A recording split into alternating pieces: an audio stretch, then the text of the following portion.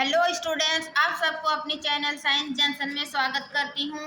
आज का ये वीडियो क्लास 10 का अध्याय 10 पढ़ेंगे। इससे प्रकाश परावर्तन तथा अपवर्तन, यानी कि ये पुरानी एनसीईआरटी के अनुसार ये अध्याय 10 है। अभी न्यू एनसीईआरटी के अकॉर्डिंग ये अध्याय 9 होगा, यानी कि प्रकाश का परावर्तन तथा अपवर्तन।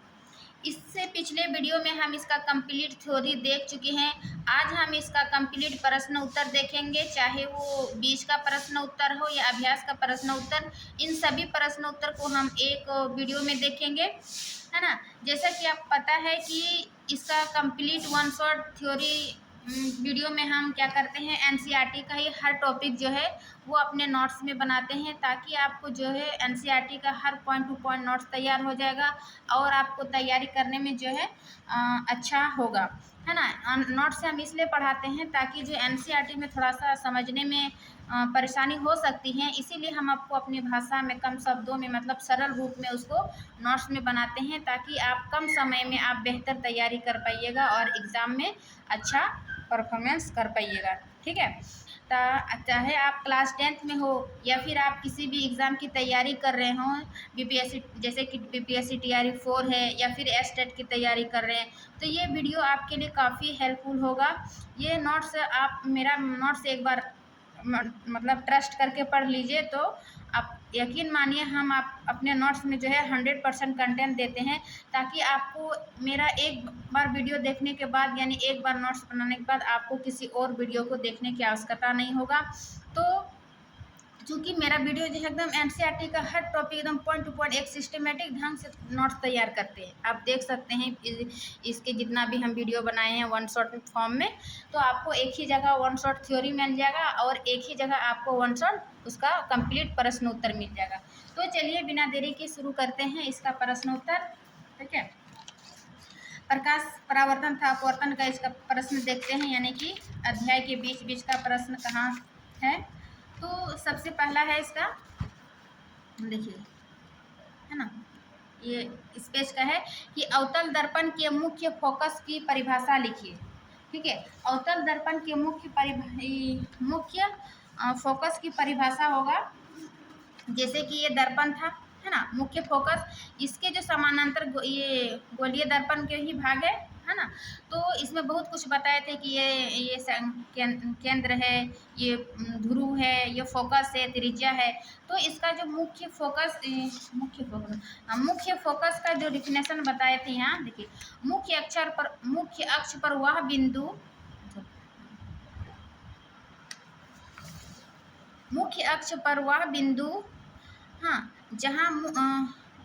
बिंदु हाँ, जहाँ मुख्य अक्ष के समानांतर किरणें आकर मिलती है या फिर परावर्तित किरणें मुख्य अक्ष पर एक बिंदु से आती हुई महसूस होती है, वह बिंदु गोलीय दर्पण का मुख्य फोकस कहलाता है। यानी कि ये वाला जो मुख्य फोकस है ना, ये जो इसके समानांतर जो आते हुए प्रतीत होता है ना, समानांतर किरणें आकर मिलती है या फिर परावर्तित किरणें मुख्य अक्ष पर एक बिंदु से आती हुई महसूस होती है, तो वह बिंदु गोलीय दर्पण का मुख्य फोकस कहलाता है। गोलीय दर्पण के ध्रुव तथा मुख्य फोकस के मध्य की दूरी को क्या कहते हैं, फोकस दूरी। लेकिन यहाँ पे पूछ रहा है मेरा मुख्य फोकस, तो हम यहीं तक लिखेंगे मुख्य फोकस कहलाता है। ठीक है, ये एक नंबर का था। अब दूसरा नंबर प्रश्न क्या है कि एक गोलीय दर्पण की वक्रता त्रिज्या 20 सेंटीमीटर है, तो इसकी फोकस दूरी क्या होगी। ठीक है, तो इसका हम थ्योरी वाला क्लास में बताए थे कि देखिए आर बराबर, यानी कि आर बराबर 20 सेंटीमीटर दिया हुआ है, हमको क्या निकालना है, फोकस दूरी। ठीक है, आर बराबर 20 सेंटीमीटर दिया हुआ है, तो हमको क्या निकालना है, फोकस दूरी। तो एक फार्मूला हम लोग पढ़े थे कि जो मतलब जो फोकस दूरी होती है वो त्रिज्या फोकस दूरी से 2 गुनी होती है। इस संबंध के लिए हम आर बराबर एफ लिखे थे, जैसे यहाँ है ना। देखिए छोटे द्वारक के गोलीय दर्पणों के लिए वक्रता त्रिज्या जो है, वक्रता त्रिज्या यानी आर जो है वो फोकस दूरी से 2 गुनी होती है। इसका संबंध को हम आर बराबर 2f द्वारा व्यक्त करते थे, है ना। तो यहाँ पर भी वही पूछ रहा है कि आर बराबर दिया हुआ एफ निकालना है। तो चूंकि हम जानते हैं कि आर बराबर 2f होता है, तो हमें एफ पूछ रहा है, आर का मान दिया हुआ है, तो एफ बराबर r/2 हो जाएगा, यानी कि r 20, तो 20/2, तो यानी एफ का मान हो जाएगा 10 सेंटीमीटर, है ना। तो ये 2 नंबर का था। अब तीसरा नंबर देखते हैं कि उस दर्पण का नाम बताइए जो बिंब का सीधा तथा आवर्धित प्रतिबिंब बनाता है। यानी कि उस दर्पण का नाम बताना है आपको जो जो सीधा बिंब बनाता है तथा आवर्धित प्रतिबिंब बनाता है, यानी कि बड़ा प्रतिबिंब बनाता है। तो इसके लिए हम बताए थे कि बड़ा प्रतिबिंब जो है वो अवतल दर्पण बनाता है। तो इसका 3 का आंसर हो जाएगा अवतल दर्पण द्वारा जो वो सीधा प्रतिबिंब तथा आवर्धित मीन्स बड़ा प्रतिबिंब बनाता है। ठीक है, तो 3 का हो जाएगा ये अवतल दर्पण। फिर चौथा है कि हम वाहनों में उत्तल दर्पण को पश्च दृश्य दर्पण के रूप में वरीयता क्यों देते हैं। इसका हम बताए थे कि उत्तल दर्पण का जो यूज़ बताए थे कि उसमें जो है पश्च दृश्य के रूप में उसको यूज़ किया जाता था, यानी साइड मिरर के रूप में। तो क्यों, ठीक है, क्यों इसको साइड मिरर के रूप में उपयोग करते थे।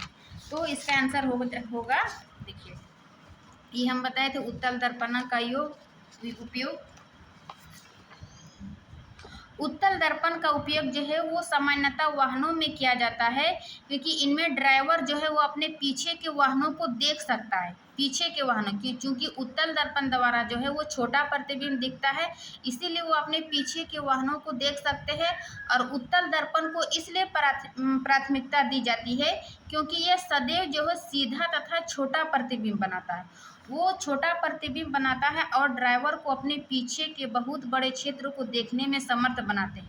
यानी कि ड्राइवर जो है कि पीछे से आने वाली गाड़ी या वस्तु को जो है वो बहुत दूर तक देख सकता है और सीधा और छोटा प्रतिबिंब दिखता है। इसलिए जो है वो ड्राइवर उसको मतलब दुर्घटना से बचने के लिए वो साइड मिरर के रूप में उत्तल दर्पण का यूज किया जाता है। तो 4 नंबर का ये आंसर हो जाएगा यहाँ से यहाँ तक। ठीक है, अब हम नेक्स्ट पेज में आते हैं, यानी कि इस पेज का जो है खत्म हो जाता है प्रश्न। नेक्स्ट पेज में है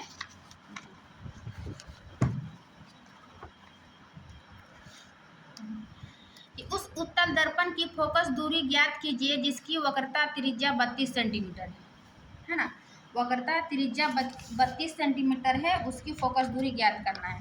तो जैसे कि r बराबर 32 सेंटीमीटर है, जो हम पिछले पेज में देखे क्वेश्चन के r बराबर मान दिया हुआ था, तो f का मान निकालना। तो वही फॉर्मूला से हम निकालेंगे कि f बराबर r/2 यानी कि 32/2 बराबर 16 सेंटीमीटर हो जाएगा, है ना। ये फॉर्मूला याद रखिएगा। ऑब्जेक्टिव टाइप में क्वेश्चन पूछा जाता है या फिर नॉमरिकल में जो क्वेश्चन बनाते हैं या फिर नॉमरिकल टाइप में जो क्वेश्चन पूछा जाता है, तो इस फॉर्मूला बेस्ड होता है नॉमरिकल क्वेश्चन। इसके बीच बीच का भी बहुत सारा उदाहरण में दिया हुआ है नॉमरिकल क्वेश्चन। तो यदि आप लोग को उदाहरण भी चाहिए तो हम इसका मतलब क्वेश्चन आंसर के बाद एक नेक्स्ट वीडियो भी हम बनाएंगे। इसका जितना भी उदाहरण में दिया हुआ है नॉमरिकल, उसको भी एक बार नॉमरिकल बनाइएगा ना, तो आपको एग्ज़ाम में मतलब अच्छा होगा, है ना, क्योंकि अभ्यास में भी दिया हुआ है, उसको भी हम बनाएंगे। और एक दिन हम उदाहरण का भी जितना भी नॉमरिकल क्वेश्चन हो एक जगह हम इकट्ठा लेकर आएंगे। ठीक है, तो ये क्वेश्चन ये था, 16 हो जाएगा इसका आंसर 1 का। अब है दूसरा क्वेश्चन कि कोई अवतल दर्पण आपके सामने 10 सेंटीमीटर की दूरी पर रखे किसी बिंब का 3 गुना आवर्धित यानी बड़ा वास्तविक प्रतिबिंब बनाता है, तो प्रतिबिंब दर्पण से कितनी दूरी पर है। ठीक है, कोई अवतल दर्पण आपके सामने 10 सेंटीमीटर दूरी पे रखा है, तो बोल रहा है कि किसी बिंब का 3 गुना यानी कि आवर्धन m बराबर जो है ना, वो बड़ा वास्तविक प्रतिबिंब बनाता है, तो वो कितने दूरी पर है। ठीक है, तो इसके लिए सबसे पहले हम लिखेंगे कि दर्पण के सामने जो 10 सेंटीमीटर बिंब यानी कि u, बिंब को हमेशा किससे वस्तु की बिंब को क्या लिखते हैं u यानी और वस्तु की दूरी जो है हमेशा माइनस में लिखी जाती है। ठीक है, ये चिन्ह परिपाटी में हम थ्योरी क्लास में बता चुके हैं।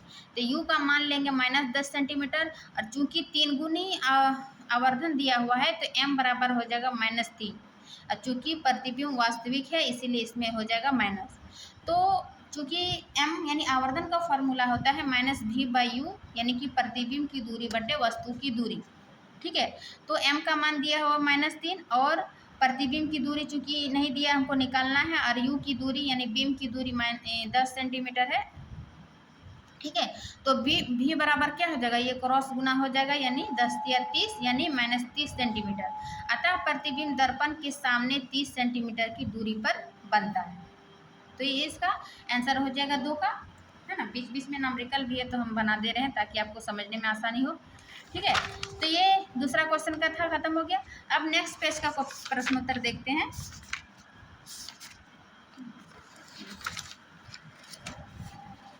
देखिए, कोई हर क्वेश्चन को हम लेंगे ताकि आपको कोई भी क्वेश्चन छूट ना पाए, है ना।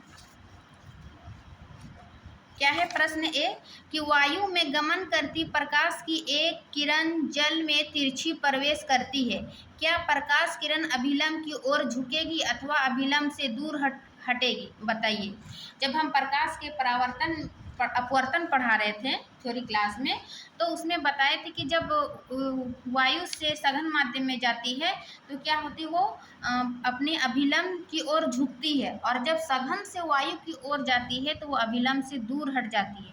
तो यहाँ पर बोल रहा है कि वायु के गमन प्रकाश की किरण जल में तिरछी प्रवेश करती है। यहाँ पर वायु है ना, और जल जो है वायु की अपेक्षा ये सघन है, तो प्रकाश की किरण अभिलंब की ओर झुकेगी अथवा अभिलंब से दूर हटेगी, बताइए क्यों। तो इसका व्याख्या होगा कि प्रकाश की किरण जब वायु से जल में गमन करती है तो यह अभिलंब की ओर झुकेगी। ठीक है, क्योंकि जल वायु की तुलना में सघन है, यानी कि वायु और जल के बीच हो रहा है, तो जल जो है वो सघन माध्यम हो जाएगा और वायु विरल माध्यम है।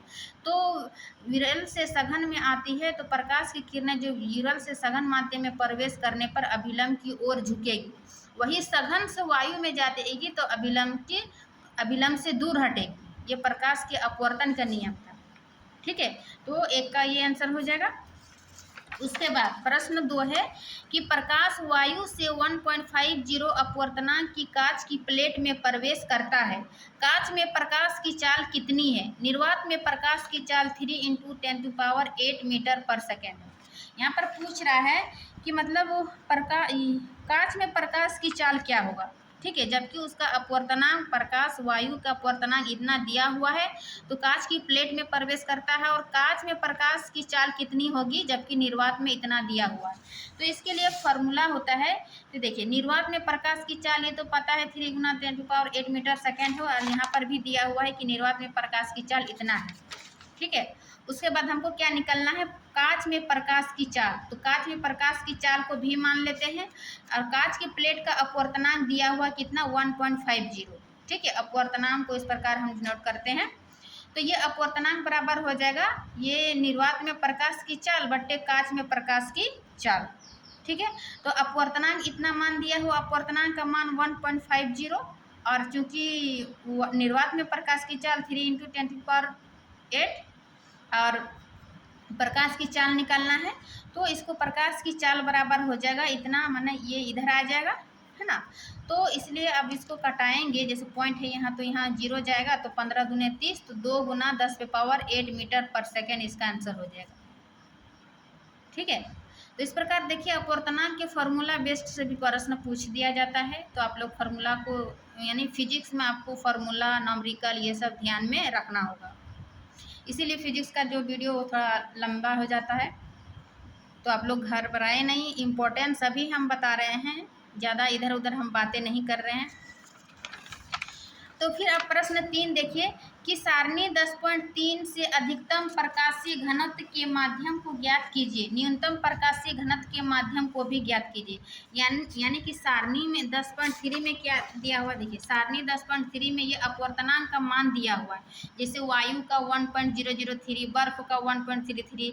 तो कुछ याद रखिएगा जो इम्पोर्टेंट है, जैसे कि जल का याद रखिएगा 1.33, वायु का याद रखिएगा 1.0003, फिर है हीरा का याद रखिएगा कि सबसे ज़्यादा है 2.43। तो यहाँ पर पूछ रहा है कि दोनों की तुलना करके बताइए इस चार्ट का कि कौन सा सबसे ज़्यादा और सबसे अधिक है। तो देखिए वायु का जो सबसे कम है चूँकि 1.003 है, और हीरा का सबसे अधिक है क्योंकि 2.42 है ना।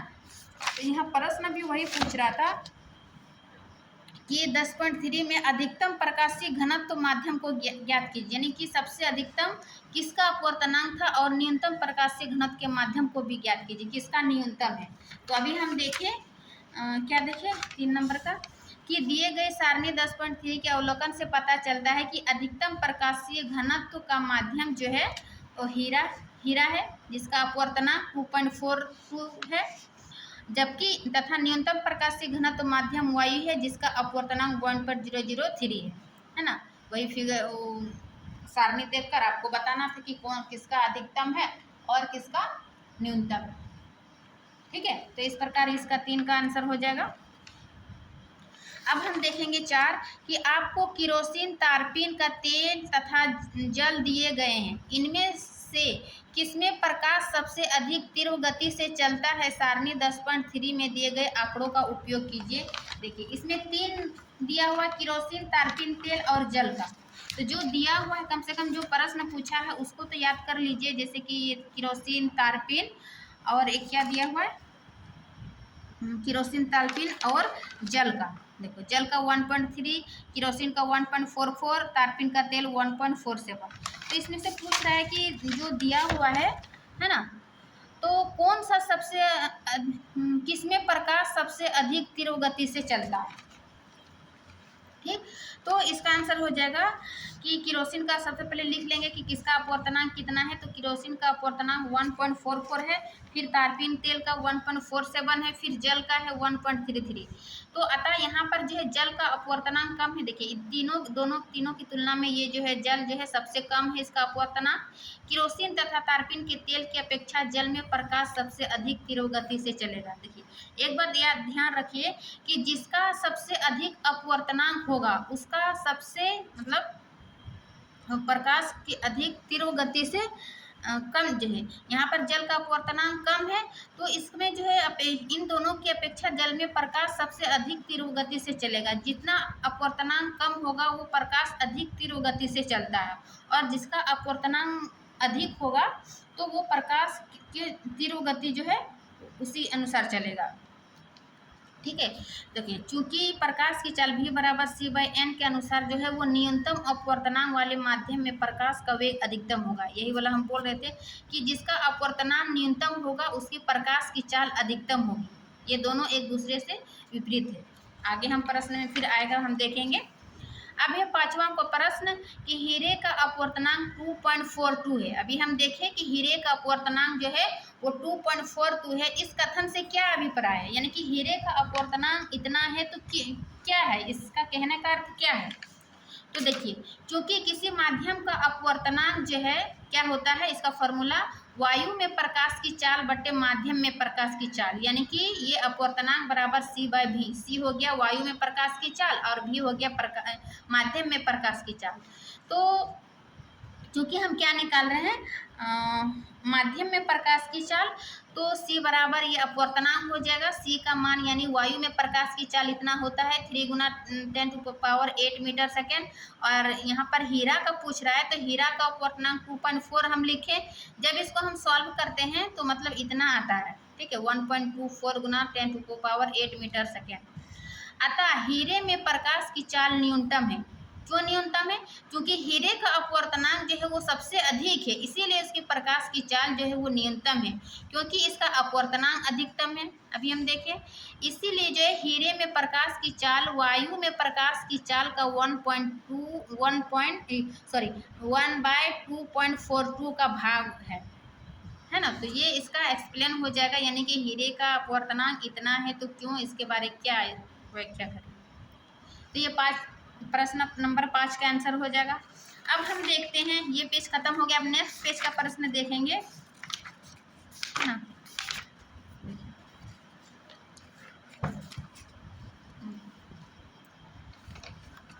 ये रहा प्रश्न 1 है कि किसी लेंस की एक डायोप्टर क्षमता को परिभाषित कीजिए, यानी कि डायोप्टर को इसको डी से डिनोट करते हैं। किसी लेंस की जो क्षमता है वो एक डायोप्टर होता है, तो उसकी क्षमता को परिभाषित करें। तो इसका आंसर हो जाएगा कि एक डायोप्टर जो है उस लेंस की क्षमता है जिसकी फोकस दूरी 1 मीटर हो, अर्थात एक डायमीटर बराबर 1 मीटर होती है। यानी कि लेंस जो है एक जिसका डायमीटर होती है, एक डायमीटर उस लेंस की क्षमता है जिसकी फोकस दूरी जो है वो 1 मीटर हो, अर्थात एक डायमीटर बराबर क्या है, एक डायोप्टर बराबर 1 मीटर होती है। तो एक का इसका ये आंसर हो जाएगा। ठीक है, अब दूसरा देखते हैं। कि कोई उत्तल लेंस, ठीक है, कोई उत्तल लेंस किसी सुई का वास्तविक तथा उल्टा प्रतिबिंब उस लेंस से 50 सेंटीमीटर दूर बनाता है। यह सुई उत्तल लेंस के सामने कहाँ रखी है? यदि इसका प्रतिबिंब उसी साइज का बन रहा है जिस साइज का बीम है तो लेंस की क्षमता भी ज्ञात कीजिए। उसका प्रतिबिंब का मान दिया हुआ है और क्षमता का मान दिया हुआ है। क्षमता निकालना है और उसका साइज, यदि प्रतिबिंब उसी साइज का बना रहा है तो जिस साइज का बीम है, यानी कि बीम की दूरी बराबर प्रतिबिंब की दूरी दोनों दिया हुआ है। तो आइए हम देखते हैं इसका किस प्रकार बनेगा।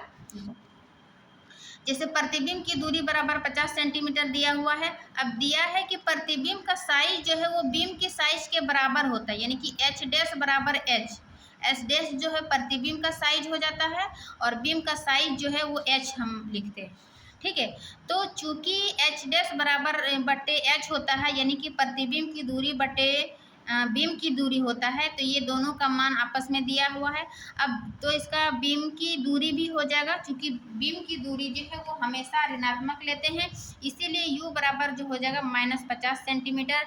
अब इसको कौन सा क्या था? उत्तल लेंस। तो उत्तल लेंस का हम फॉर्मूला लिखेंगे। देखिए प्रश्न में ध्यान रखिएगा कि वो दर्पण पूछ रहा है या फिर लेंस पूछ रहा है, ठीक है। लेंस पूछेगा तो 1/v बराबर 1/u माइनस 1/u होता है, लेकिन दर्पण पूछेगा तो यहाँ माइनस की जगह प्लस होता है। तो इस बात को ध्यान में रखिएगा कि उत्तल लेंस पूछ रहा है तो उत्तल लेंस का यहाँ माइनस लगा के ये फॉर्मूला लगाएंगे।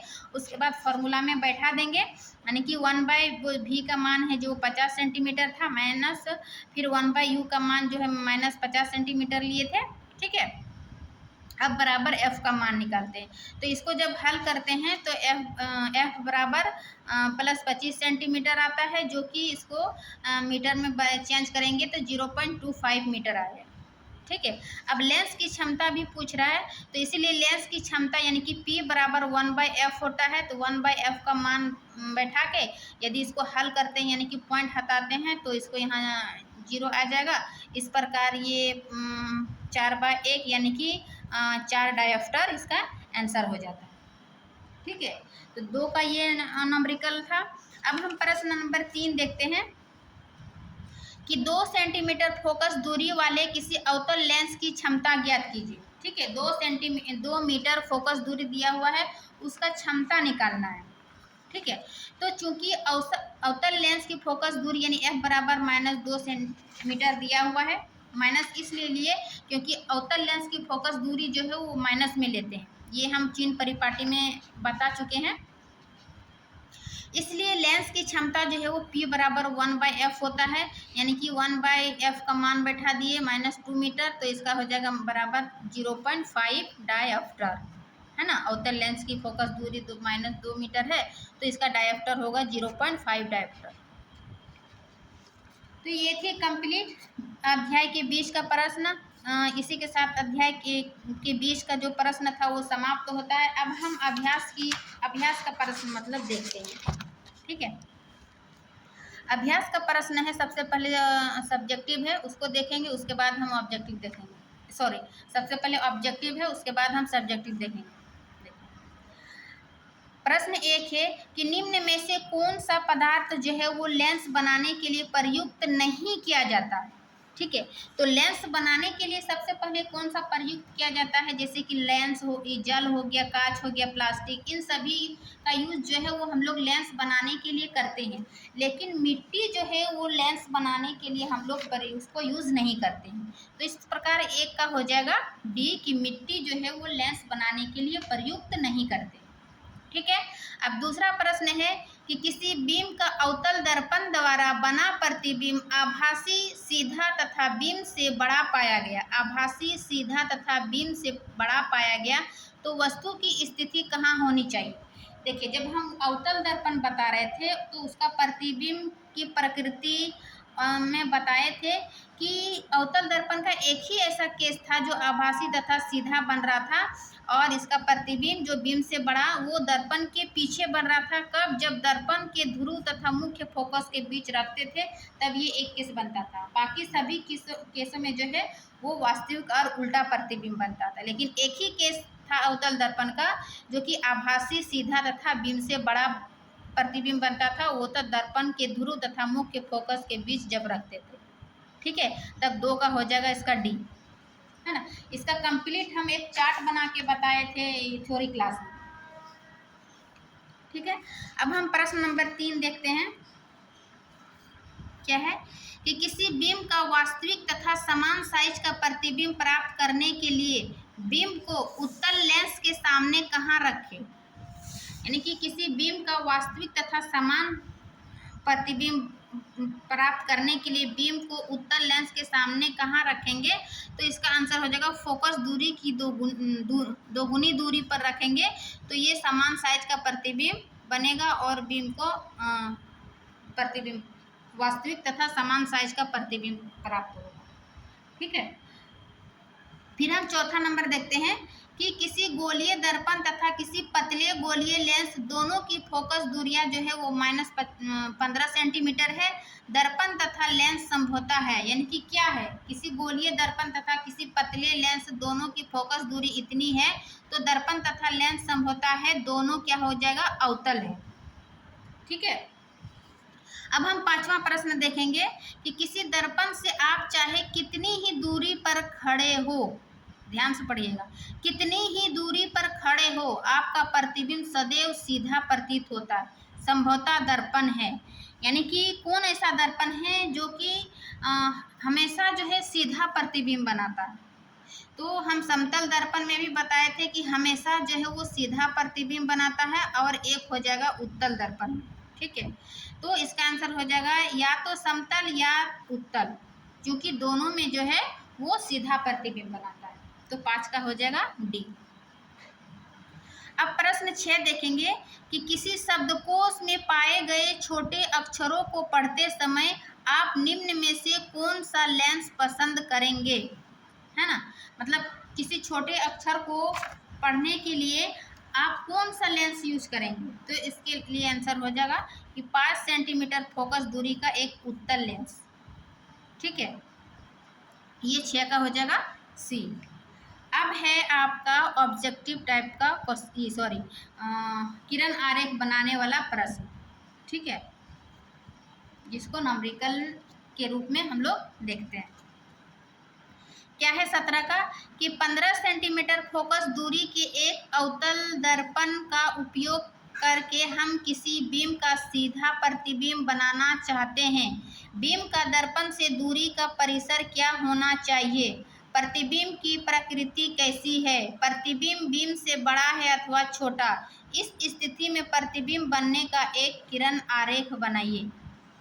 ठीक है, तो हम देखते हैं कि अवतल दर्पण का बोल रहा है कि अवतल दर्पण का उपयोग करके हमें बताना है कि जो सीधा प्रतिबिंब बनाना चाहते हैं और दर्पण की दूरी का क्या होना चाहिए, जबकि 15 सेंटीमीटर फोकस दूरी दिया हुआ है, तो उसकी प्रकृति कैसी होगी, बीम से बड़ा होगा अथवा छोटा होगा, उसकी स्थिति बनने का एक किरण आरेख बनाइए। ठीक है, तो चलिए हम किरण आरेख बनाते हैं प्रश्न नंबर 7 का। देखिए, क्योंकि अवतल क्या बोल रहा है, अवतल दर्पण। ठीक है, तो सबसे पहले हम अवतल दर्पण का एक किरण आरेख बनाते हैं, और चूंकि 15 सेंटीमीटर के बीच बोल रहा है, तो हम दूरी को जो है वो हमेशा पोल से मापते हैं। तो पोल और यानी कि P और F के बीच हम वस्तु को रखते हैं 15 सेंटीमीटर। देखिए, बीम का दर्पण से दूरी का परिसर जो है वो 0 सेंटीमीटर से 15 सेंटीमीटर के बीच होना चाहिए। क्योंकि वो 15 सेंटीमीटर दिया हुआ है, इसीलिए 0 से 15 के बीच होना चाहिए। क्योंकि जब बीम दर्पण के ध्रुव P तथा मुख्य फोकस F के बीच स्थित होता है, तभी उसका जो है वो सीधा प्रतिबिंब बनाता है। यानी कि हिंट्स दिया हुआ प्रश्न में कि वो जो प्रतिबिंब जो है इस स्थिति में कहाँ प्रतिबिंब जो है किसी बीम का सीधा प्रतिबिंब बनाना चाहते हैं, तो सीधा प्रतिबिंब तभी बनेगा जब हम फोकस दूरी और P के बीच यानी ध्रुव और फोकस के बीच बनाएंगे, तभी वो सीधा प्रतिबिंब बनेगा और दर्पण के पीछे बनेगा और बीम से बड़ा बनेगा। ठीक है, ये किरण आरेख अवतल दर्पण द्वारा जब हम बना रहे थे, किरण आरेख सीख रहे थे, ये 6 स्थिति या फिर 4 स्थिति थे, उसमें ये बताए थे। ठीक है, तो हम यहाँ पर पोल और F के बीच वस्तु को रखते हैं। अब इसको हेड को फिर एफ से गुजारते हैं और फिर ये इसका सिर वाला भी भाग यहाँ पर गुजरेगा और इस प्रकार ये दर्पण के पीछे और ये वस्तु से बड़ा प्रतिबिंब बनाता है। ठीक है, यानी कि प्रतिबिंब की प्रकृति भी पूछ रहा है, तो प्रकृति हो जाएगा आभासी तथा सीधा और प्रतिबिंब का साइज जो है वो बिंब से बड़ा। चूंकि ये दर्पण के पीछे बन रहा है तो इसका आभासी तथा सीधा बनेगा और प्रतिबिंब जो है वो दर्पण से बिंब से बड़ा बनता है। तो ये 7 का किरण आरेख था। जब हम अवतल दर्पण पढ़ेंगे तो ध्यान से मतलब रख के तो कि किस प्रकार का उसका बनता है, तो फिर ये हमसे किरण आरेख बन जाएगा आराम से। ठीक है, 7 का था। अब हम प्रश्न 8 देखते हैं कि निम्न स्थितियों में प्रयुक्त दर्पण का प्रकार बताइए। ठीक है, यानी कि दिया हुआ है कि उसका प्रकार बताइए।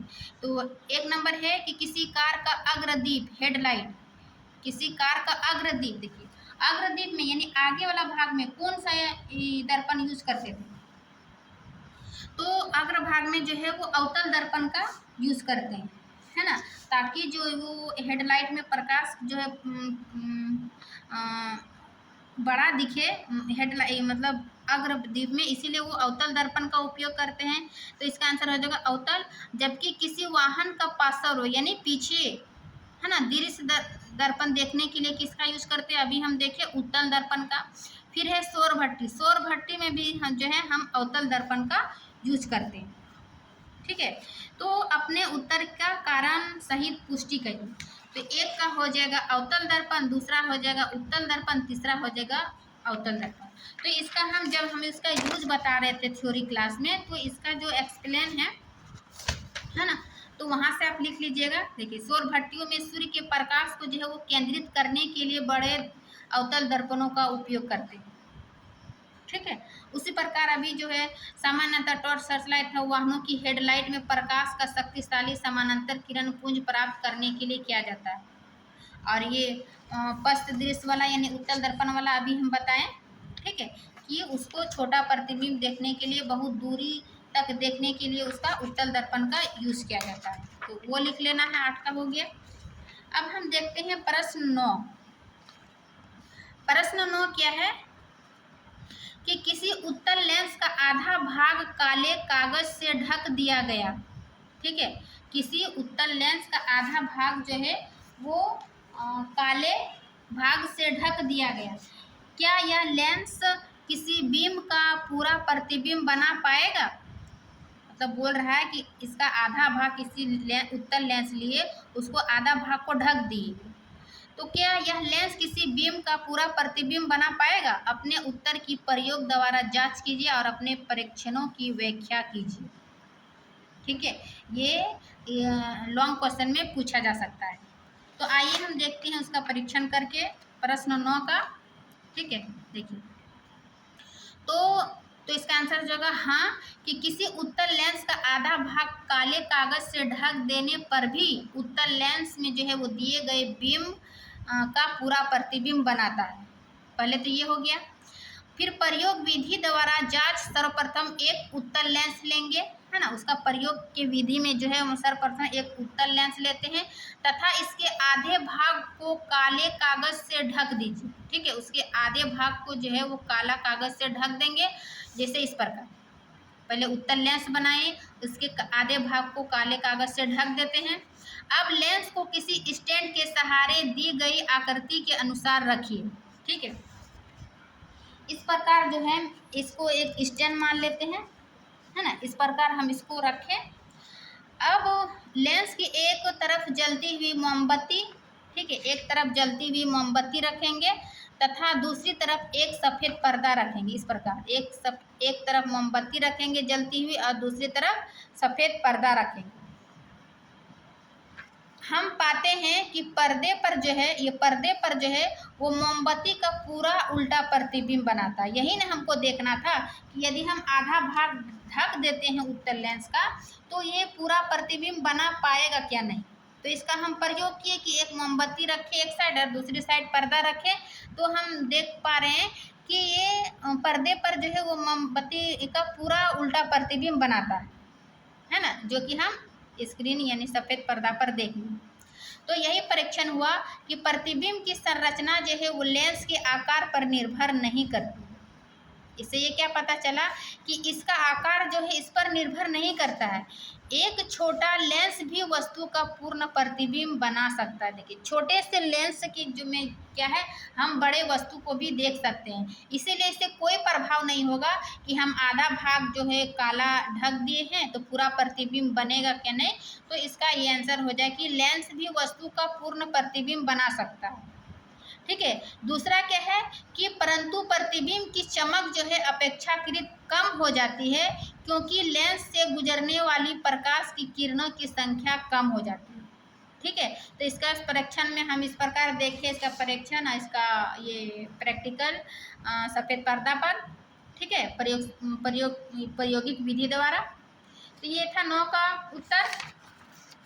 अब हम प्रश्न 10 को देखते हैं कि 5 सेंटीमीटर लंबा कोई बीम, ठीक, सबसे पहले लंबा यानी कि h दिया हुआ है। 5 सेंटीमीटर लंबा कोई बीम 10 सेंटीमीटर फोकस दूरी के यानी f बराबर 10 सेंटीमीटर फोकस दूरी के किसी अभिसारी लेंस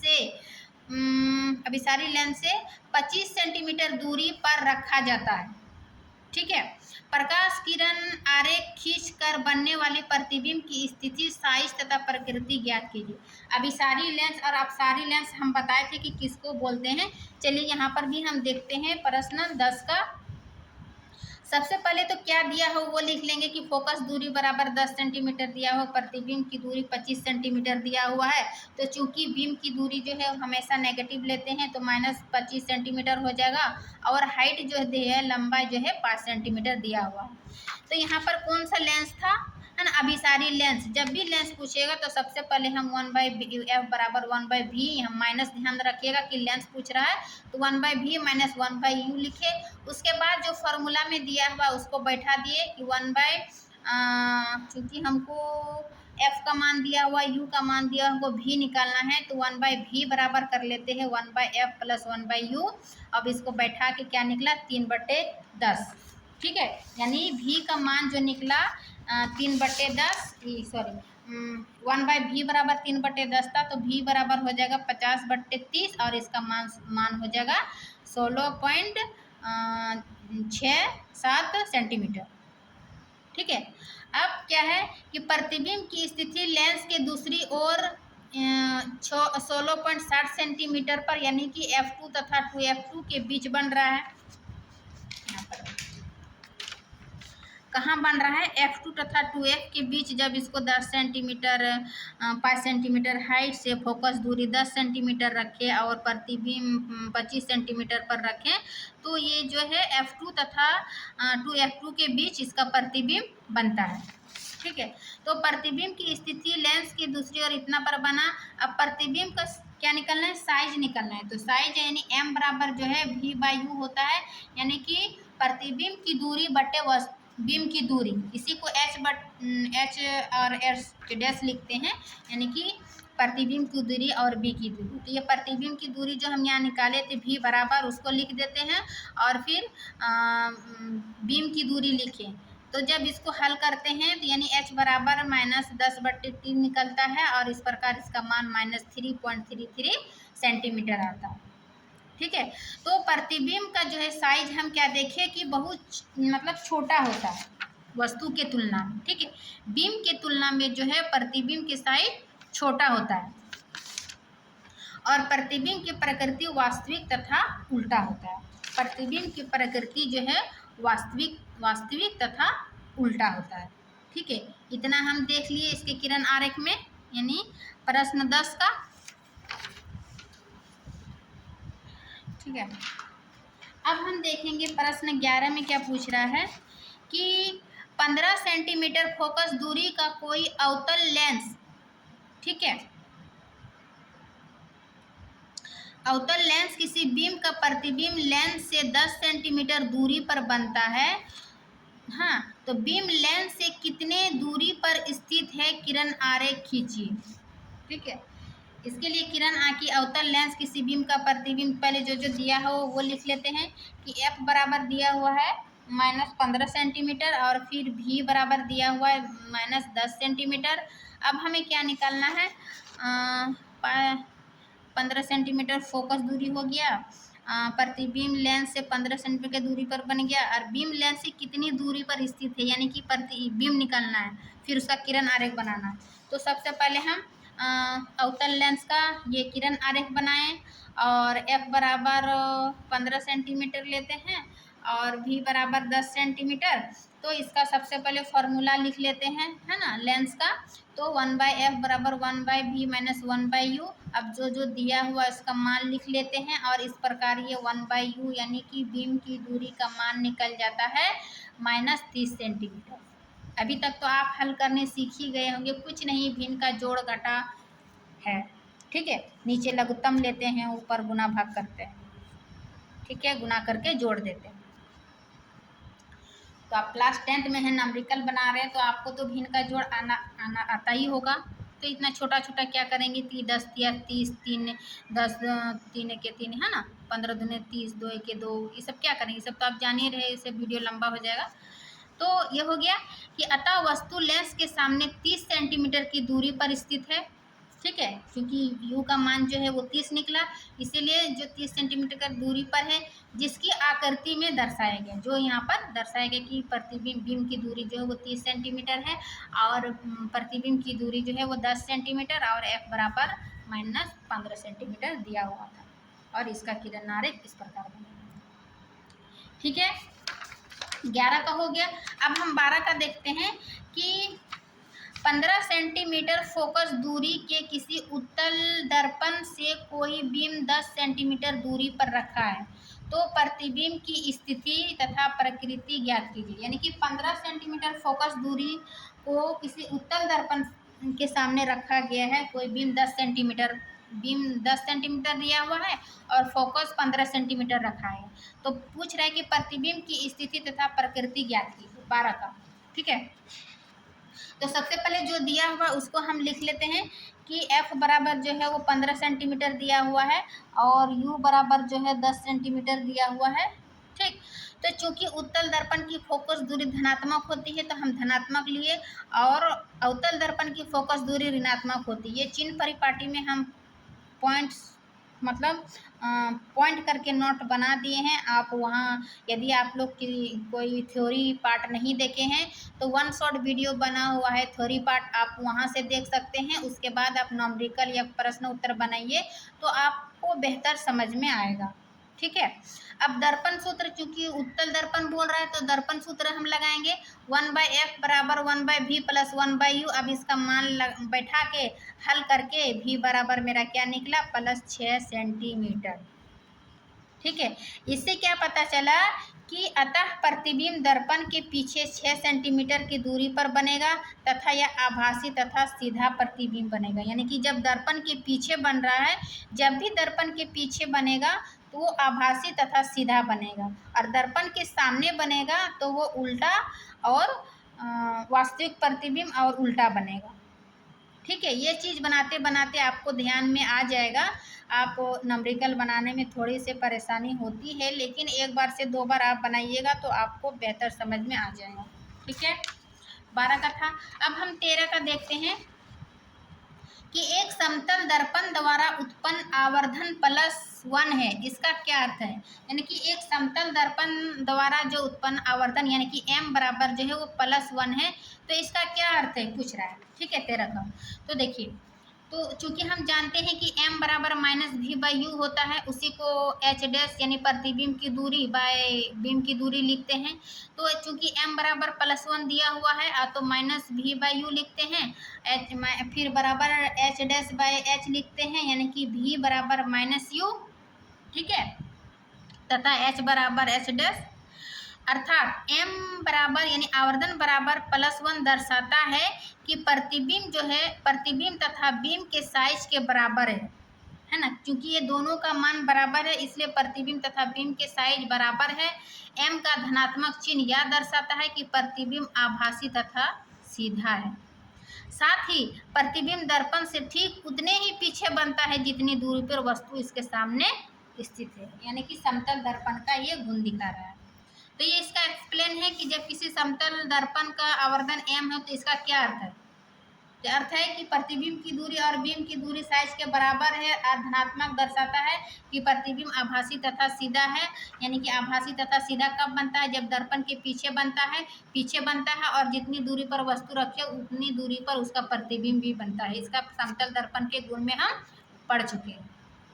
ठीक है, अब हम प्रश्न 14 को देखते हैं कि 5.0 सेंटीमीटर लंबाई का कोई बीम 30 सेंटीमीटर वक्रता त्रिज्या के किसी उत्तल दर्पण के सामने 20 सेंटीमीटर दूरी पर रखा गया तो प्रतिबिंब की स्थिति, प्रकृति तथा साइज ज्ञात कीजिए।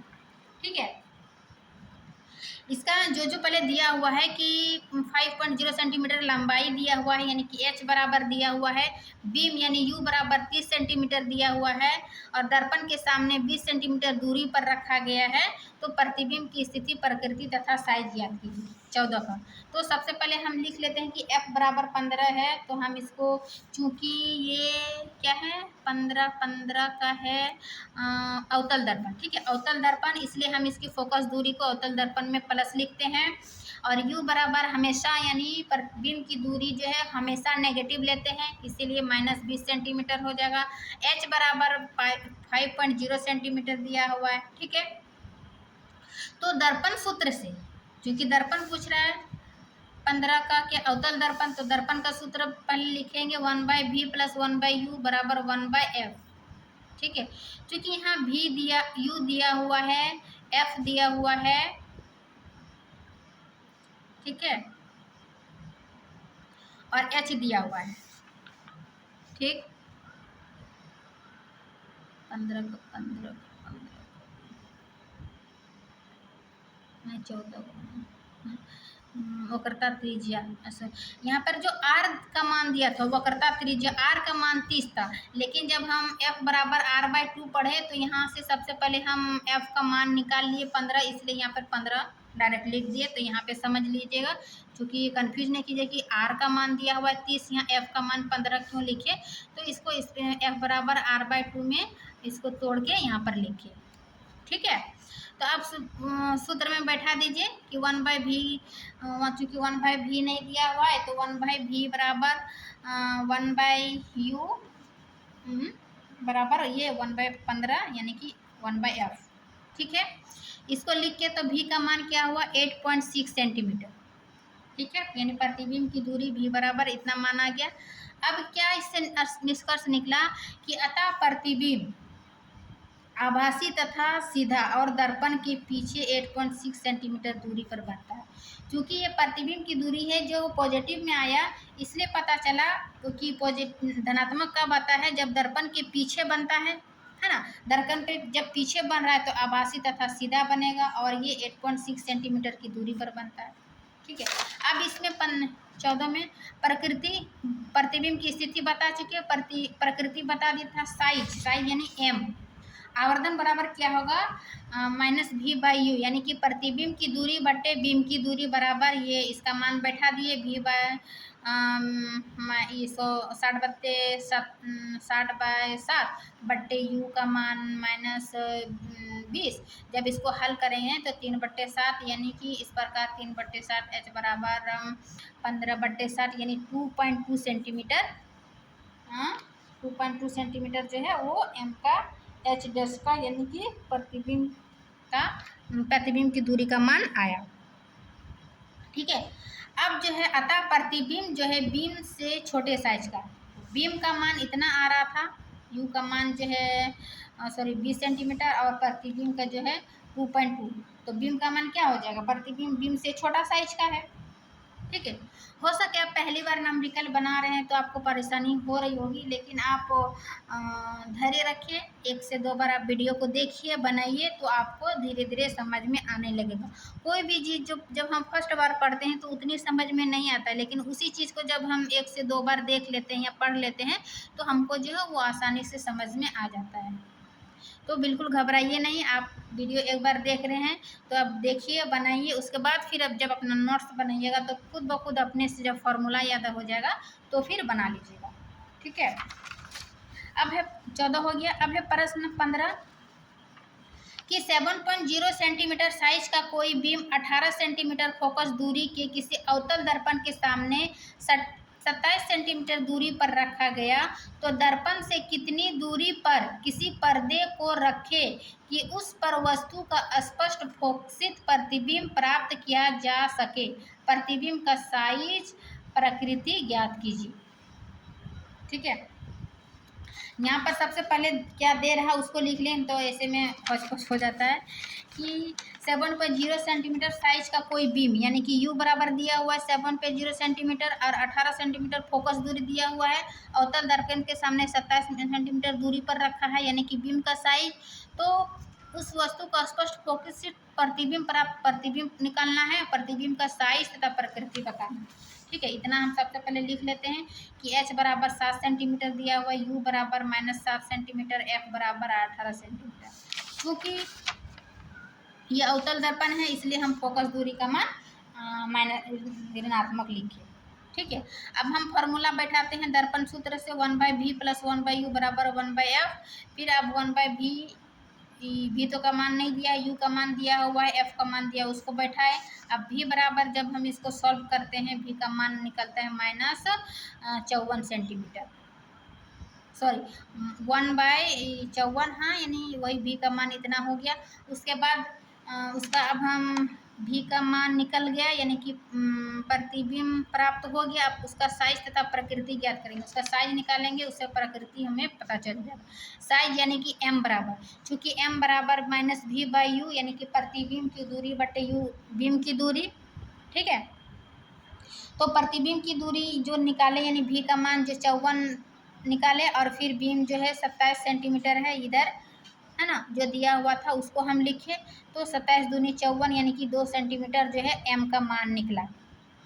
ठीक, तो चूंकि h' बराबर m, h' जो 7 निकला, ठीक है, h का मान जो 7 दिया हुआ है तो वो लिखे बराबर 2, यानी कि 7 दूनी 14, यानी h' बराबर कितना हो जाएगा -14 सेंटीमीटर। ठीक, तो इससे क्या पता चला, प्रतिबिंब का साइज 14 सेंटीमीटर है। पहले प्रतिबिंब का साइज, फिर उसका साइज 14 सेंटीमीटर है, जो बीम से बड़ा है और वास्तविक तथा उल्टा है। जो बीम से बड़ा होगा तो वास्तविक तथा उल्टा बनेगा, और उसका साइज यानी h' बराबर कितना निकला 14 सेंटीमीटर। तो इस प्रकार यही पूछ रहा था कि प्रतिबिंब का साइज तथा प्रकृति ज्ञात कीजिए। तो ये हो गया प्रतिबिंब का साइज तथा उसका मतलब बीम से बड़ा है कि छोटा है, तो वो हो जाएगा इसका प्रकृति। तो बीम से बड़ा होगा, वास्तविक तथा उल्टा बनेगा। ठीक है, तो ये थी 15 नंबर का क्वेश्चन। अब हम देखते हैं 16 और 17 बच जाता है। 16 देखते हैं कि उस 16 क्या है, उस लेंस की फोकस दूरी ज्ञात कीजिए, है ना। लेंस की फोकस दूरी यानी r ज्ञात कीजिए, जिसकी क्षमता यानी p बराबर -2.0 डायोप्टर है। यह किस प्रकार का लेंस है। आपको लेंस का प्रकार बताना है कि जब इतना इतना मान दिया हुआ, तो सबसे पहले क्या मान दिया हुआ, क्षमता, यानी कि p बराबर जो है वो -2.0 डायोप्टर है। तो चूंकि क्षमता का फॉर्मूला होता है यानी कि p बराबर 1/f होता है, तो इसलिए यहाँ पे क्या था, फोकस दूरी, उस लेंस की फोकस दूरी फोकस दूरी ज्ञात कीजिए, है ना, यानी f ज्ञात कीजिए, सॉरी यहाँ फोकस दूरी f ज्ञात कीजिए, जिसकी क्षमता इतना सेंटीमीटर। तो हमको f डायरेक्ट निकाल लेते हैं कि f बराबर क्या हो जाएगा 1/p यानी -2.0 डायोप्टर। जब हम इसको हल करेंगे यानी कि पॉइंट हटाएंगे तो ये 0 आएगा, और इस प्रकार ये 2 बचे, यानी कि 0.5 मीटर इसका आंसर हो जाएगा। ठीक है, तो चूंकि लेंस की क्षमता और फोकस दूरी का मान ऋणात्मक है, यहाँ ऋणात्मक आया, इसलिए यह एक अवतल लेंस या अभिसारी लेंस कहलाता है। अवतल लेंस को ही अभिसारी लेंस कहते हैं। अभिसारी लेंस क्यों कहते हैं, क्योंकि ये जो प्रकाश इसके अवतल लेंस में जो आती है, तो क्या करते हैं, इससे प्रकाश आने वाली प्रकाश को फैला देती है, इसीलिए इसको अभिसारी लेंस कहते हैं, सॉरी अपसारी लेंस कहते हैं। ठीक है, 16 का हो गया। अब हम 17 का देखते हैं कि कोई डायोप्टर है ना। कोई डॉक्टर प्लस 1.5 डायोप्टर क्षमता का संशोधन लेंस निर्धारित करता है। देखिए, जब हमारे आंखों में कुछ प्रॉब्लम होता है ना, तो जब हम आँख के डॉक्टर के पास जाते हैं तो ये माइनस कुछ पॉइंट मान दिया हुआ रहता है, माइनस प्लस और डी लिखा। हमें समझ में नहीं आता था पहले कि ये माइनस प्लस डी करके ऐसा क्यों लिखा जाता है। तो है ना, वो लेंस की क्षमता को मापा जाता है।